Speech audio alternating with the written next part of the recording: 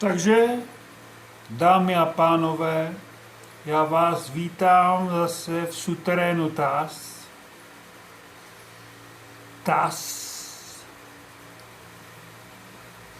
A nasamploval jsem nějaký věci.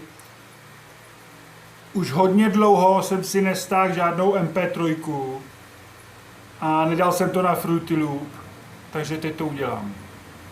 Tak teď to udělal a poslechněte si to. No a zní to trošku sekavě, no, že to je prostě trošku takový nelámaný, je to zpomalený strašně, ale... Když slunce zapadá, tak moje nálada. Když slunce zapadá, tak moje nálada klesá, klesá.